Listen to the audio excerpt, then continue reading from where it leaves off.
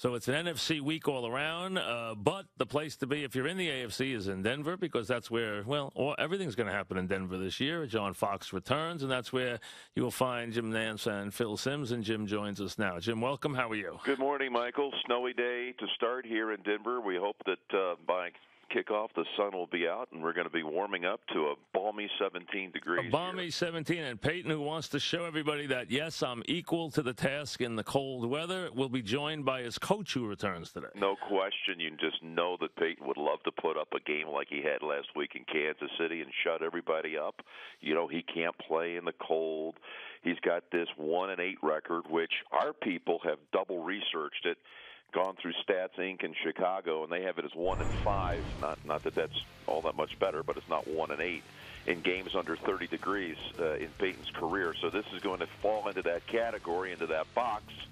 And you just know he'd love to go out and, I agree. And throw about 5 touchdowns and 400 yards. And I think it's important, Jim, because let's be honest, there's a very good chance he's going to play the AFC title game in cold weather, and he's going to play the Super Bowl in cold weather. So he might as well get ready for it. Don't look past the divisional round. Absolutely. Which last year it was 2 degrees. Absolutely. So he's got a good chance of getting it every week in the playoffs. All roads are going to go through Denver in the AFC. They won't lose again. They'll be a double-digit favorite in every game they play the rest of the way. And if they need to win the last week in Oakland, they will. So they will win out if they have to win out. I believe that. They will be the 1 seed. And let's be honest, there's a very good chance they're going to see cold weather every week. So this is something he might as well get off the table right now. Well, I know he relishes this opportunity. I really believe after talking to him this week, and he's been pretty good about answering any questions about the cold questions. And he says he doesn't think it's a factor, and I know he believes it's overblown. You know, again, if you're going to go up to 1-5, remember that one of those losses would have been the double overtime game here against Baltimore last year. Yep. And 3 others would have been games in his career at New England when they weren't favored anyway. Right, they were top teams. Right. I mean, they were all against big-time teams. And let's take the loss that they had most recently at New England. You know, for whatever reason, they game planned that one not to stay away from Peyton. And people say, "Well, look at Peyton's numbers." Well, they ran the football. That was their plan that day. And of course, Moreno came up with 224 yards in that night game. So, it was working pretty effectively to be up 24-0 at halftime.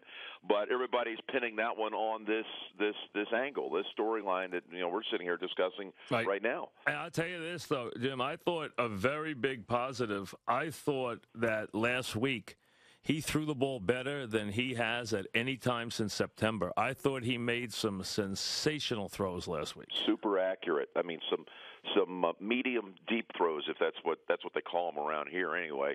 It's not like they were, Daryl LaMonica like 60 yards in the air, but they were 40 yards in the air. Yep, and they were in stride. They were perfect. Exactly where they had. And their offense now has got that scary feel back to it. I mean, with Decker going crazy, I mean that offense has now taken off where it is.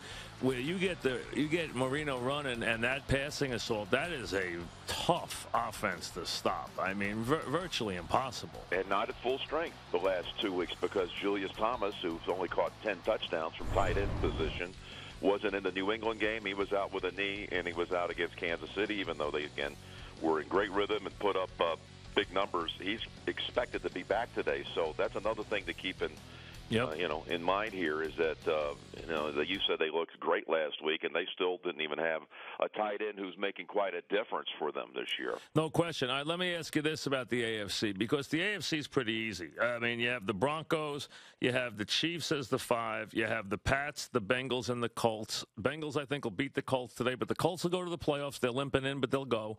And those are your teams. You have 5 teams locked in, and you have 1 spot. Who would you right now, with the Ravens and the Dolphins both at 6-6, and then you can throw the 5 and 7s in if you want. Who would you give the 6 to right now with a month to go? I mean, right now I give it to Baltimore because Baltimore is tied with Miami. Right at 6-6. Yeah, but I mean, do you like them the rest of the way to be the team? You like Baltimore? I think so, but who knows? But let me just say, you brought up a bigger point here, and I really want this one to resonate today. Okay, and you even led into this about it's a bad week for the AFC.